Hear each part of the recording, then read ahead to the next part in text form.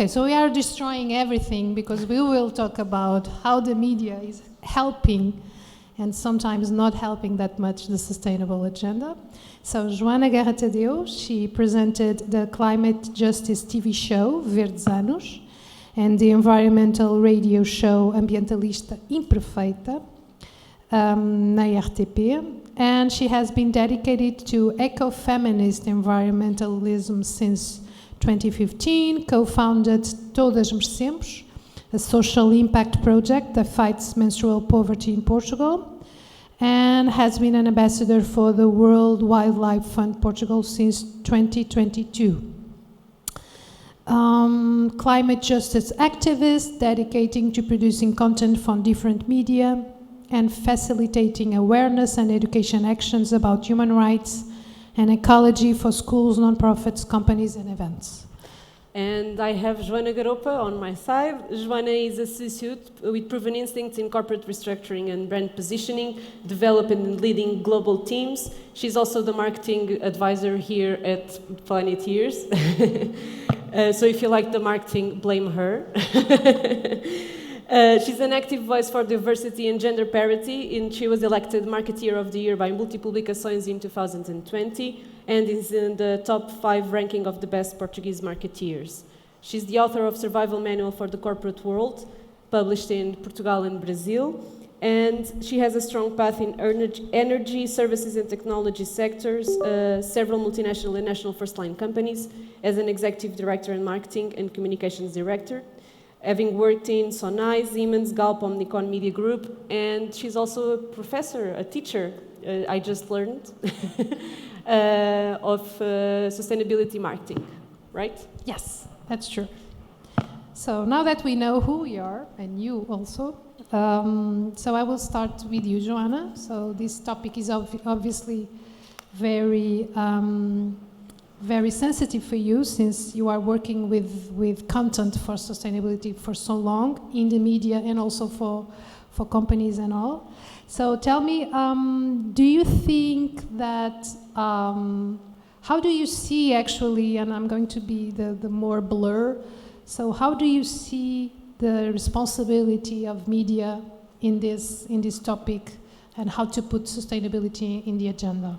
I think I agree with the assessment that IPCC, so the specialists on climate change that produce and they review the science on climate and then produce the reports that we get from the United Nations. They, in 2022, they made for the first time a comment about the media role in the climate action, and I agree with their assessment.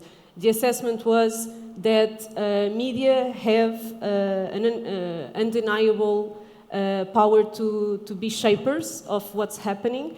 So they make this warning, like a warning. No? So beware, media, you have the huge responsibility, because you have this huge power of shaping our future and the way we are going to tackle the climate emergency. And then their assessment of the work that the media has been doing is actually pretty good. They say that media representation of climate science has been increasing and becoming more accurate and up-to-date, more so than ever. And they see that the problem is not the media itself and the journalist itself, but organized counter-movements that are propagating misleading information that has full polarization, with negative implications for climate policy. So it's not as much as it's not the media and the journalists or the activists, it's counter-movements normally financed by multi-corporate companies that are creating this misleading information.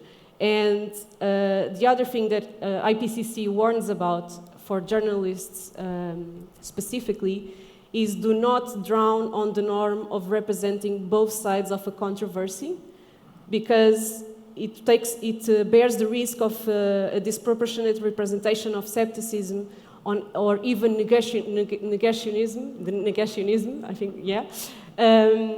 Because when the topic is science and science facts, you should not be so inclined to hear the other side of something polemic, controversial about the climate fact. You should focus on the science and just convey the science. And I agree with this. So my opinion on the role of media is that media have the power to empower people to take action, and that's very important.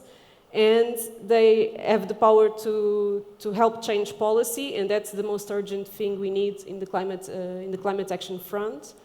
And quite realistically, and I know this sounds huge, they have the power to save lives when we are speaking about this emergency on the way they convey information. For example, if we consider that 63,000 people died prematurely in Europe last summer because of the heat waves, 63,000 people, if the media can cover this with solutions, ways to protect yourself from a heat wave, if it can reach local authorities on how are you helping people and convey that information and make it widely accessible to the public, it can literally save lives. And this is in a Europe-based, Eurocentric view of things. If you think about all the environmental climate disasters that are happening all over the world and in the global south specifically, journalism has a huge impact on the ability of a country saving its own citizens in an extreme event. So, yeah, I think it's a pretty big role, pretty big responsibility, but also with very good things to be done and already done. What about you? You don't have the same opinion, I think. No, I do. I feel that I believe that the media has a key role to convey the right messages to the general public. I just feel that the media has the power to set the agenda of the topics, and sometimes it's not that clear how the agenda is created. I mean, and now I'm not talking about only the sustainability topics, I'm talking about the overall topics on the media agenda. So,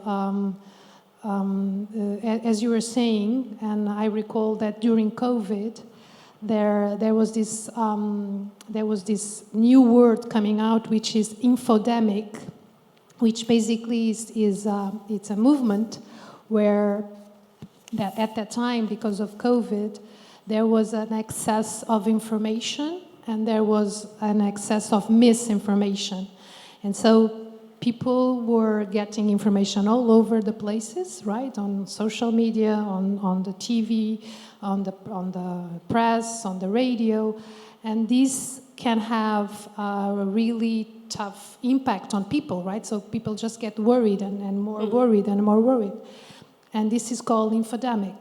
And what I feel is that there are some topics that you, like you were saying, so you don't know when you are being misinformed and when you have too much information of that specific topic. And I believe that the media should have the responsibility, or should have a deeper responsibility, to make sure that whatever the message they are conveying, that we could believe that that information is correct and it's right. And that could be the opportunity for actually the media industry to evolve, because the point is we are getting misinformation all over the place, and we just got we have a lot of examples that we could bring here of things that happen and then suddenly they didn't happen like the way that like it was communicated. And the point is, I do believe that the media has a very important role on the topic, not only on the sustainable agenda, so they are putting the topics in the agenda. I just think that the media should be more responsible for making sure that whatever the message that they are conveying is true. And in that sense, I could believe in it. When you are using the word media, you are thinking and talking about a very different array of institutions that have very different responsibilities to fulfill. If we are speaking about a newspaper, a newsroom, and a journalist, yes, we have that. That's our job. And that's their job in society. And you started your intervention by saying how is the agenda built, right? What makes the agenda the agenda? And the role of the journalist as historically as the fourth power, we don't have it anymore, but we should get it back. But if you look at journalism as the fourth power, the journalist is not making the agenda, the journalist is policing the agenda and is saying, okay, the agenda that the other three powers are selling to us is this, and how can we explain this, the agenda building by the other three powers to everyone so that everyone knows where the information is coming from and can have educated opinion on every aspect of their life and of the powers in our society and make informed decisions. And that is obviously the role of a journalist. That's not the role of a social media platform, and that's not the role of a company, of a commercial, of a marketing piece. Of course, you can take on some responsibility because you want to, as I do on my Instagram. I always cite my sources, but I don't have to. I'm not obliged. And people that consume my content, the people that are around for a long time, they know and they trust. But if you get to my Instagram today, you shouldn't just trust that I'm saying the truth. I'm not a journalist. I'm not a regulated media. So you should not trust my information to be truth, and that's on education on how to consume information and how to get to real sources and trustworthy sources. But on the other topic you said, of course, if you are a newspaper on a social media, you still have that role. Sure. I'm not making, there's no exceptions when you are a regulated media for news media. But I just wanted to comment on infodemic. I don't know, you can go, okay, you can go again. No, I was just commenting, yes, you're right about the journalists and the reporters, of course. They are the engine behind an industry. And my point is more about the industry of media, because for instance, I can give you the example of the youth event that we had in Lisbon 2 months ago. So there was a manipulation of the media that making sure that it was a really negative manipulation around the security issues and everything related to that.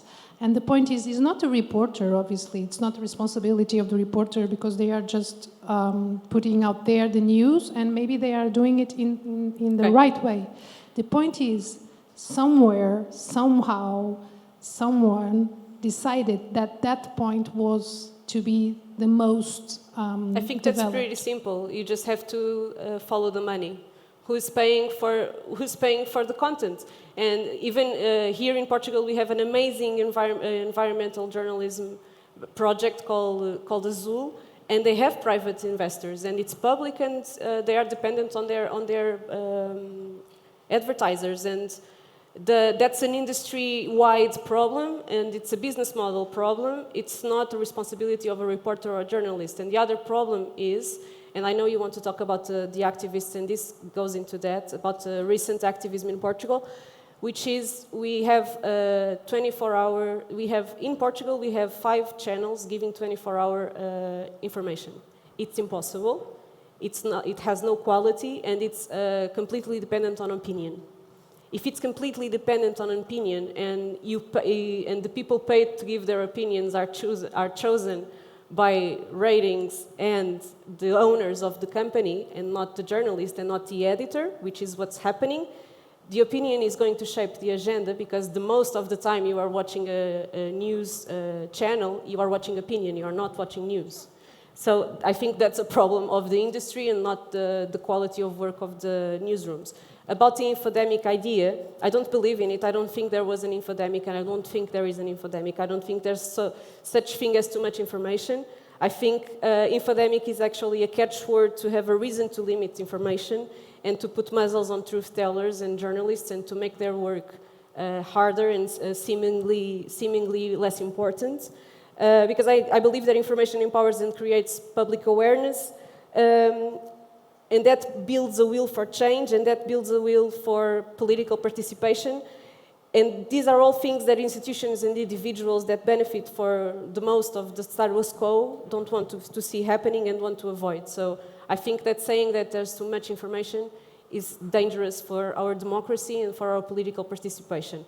What I can say about the pandemic, and because I felt it, we all felt it, it was too much because we had it played on the hour, on the minute.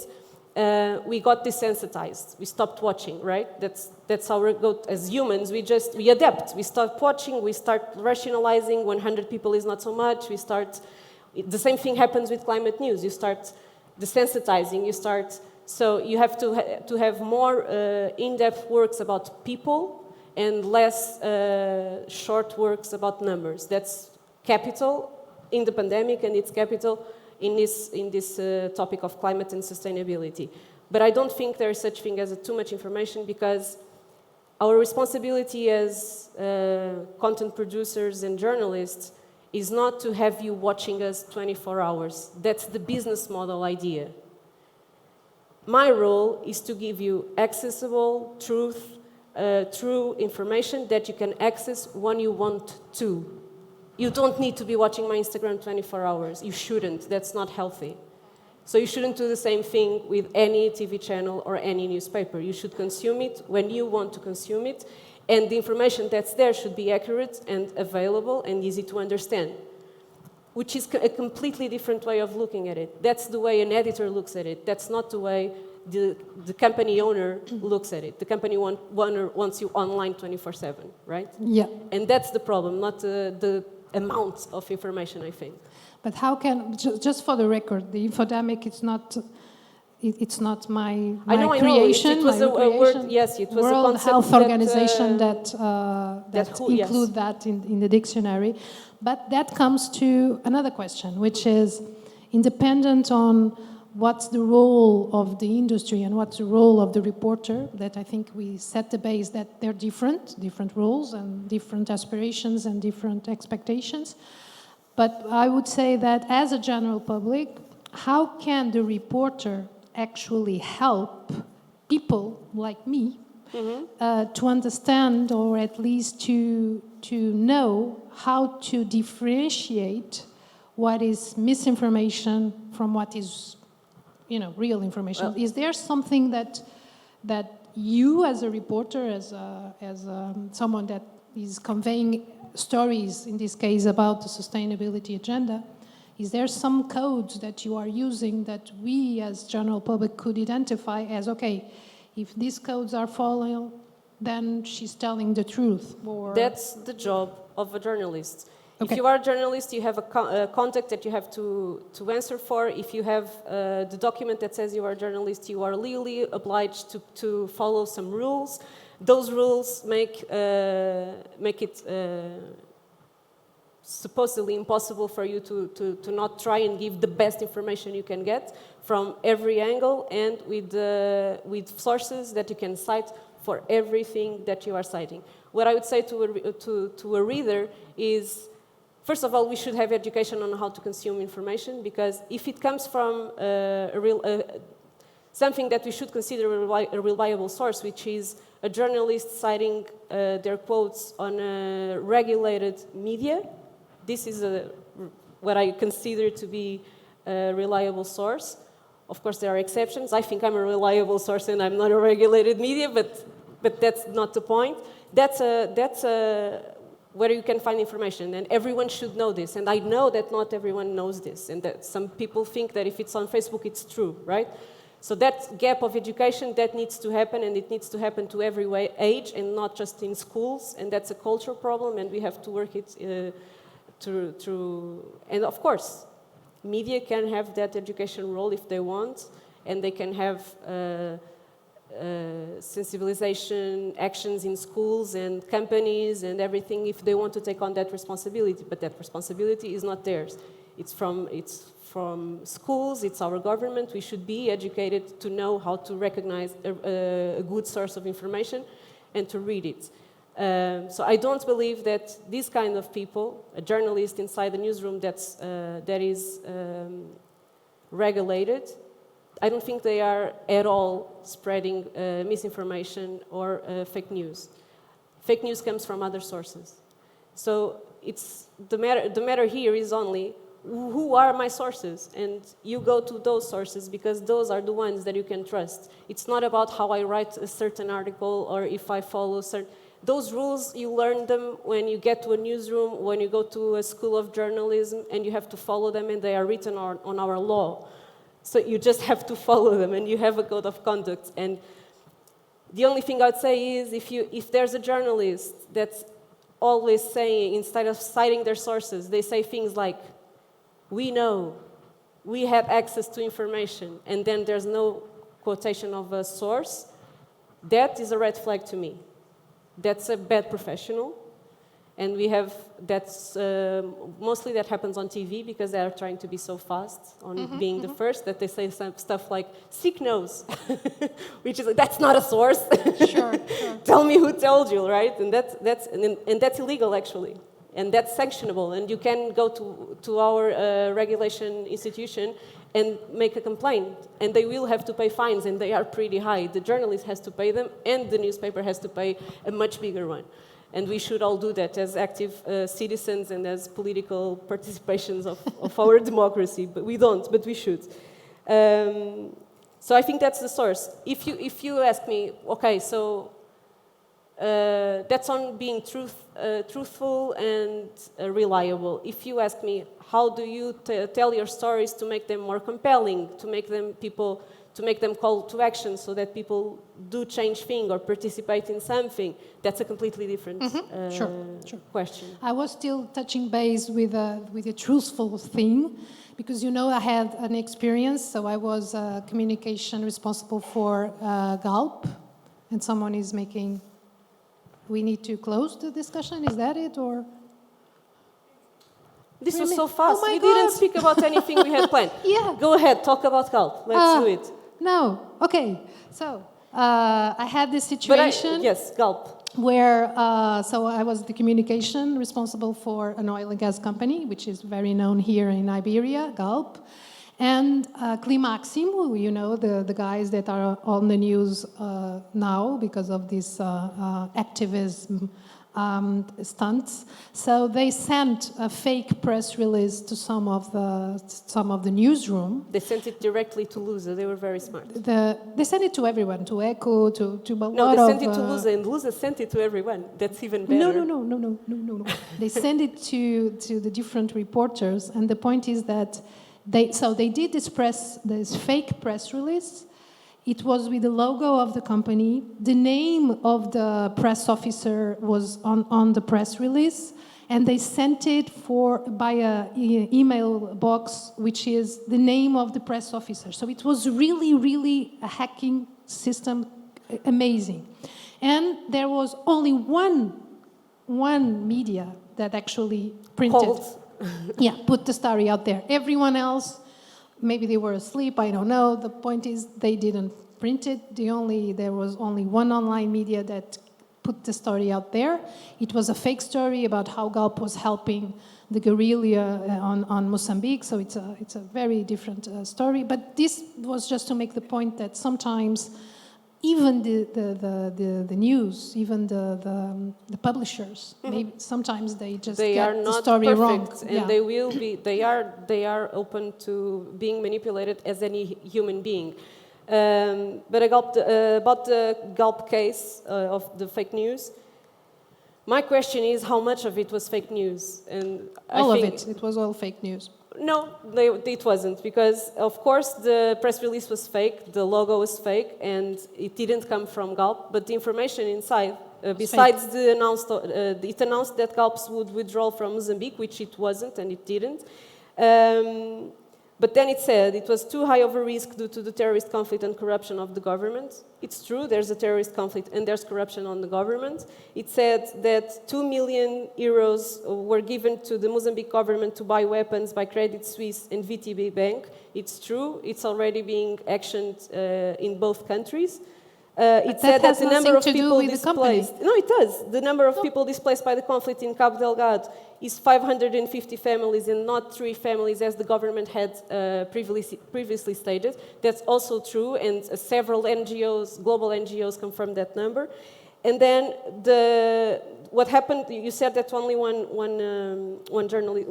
media published it, but they sent it to Lusa, and Lusa, I don't know if you know how it works, but Lusa is our news agency in Portugal, and they send everything to all the newspapers. And nowadays, because we need to be so fast and everything is online, it's published automatically, okay? So it wasn't just one link, there was several links. If you Google it today, you will find it published in visão.pt as it was. There's no warning that it's a fake, okay? You can try it on your phone right now. Just Google Galp sai de Moçambique. You'll find it there. It's published. It says it's a telex by Lusa. They did not tick it off. They take it down. They did not put any kind of fake news alert on it, which I think it's bad. That should have been done, taken down, or at least this was sent like something that I can access the document, but they explain it's fake news and what happened.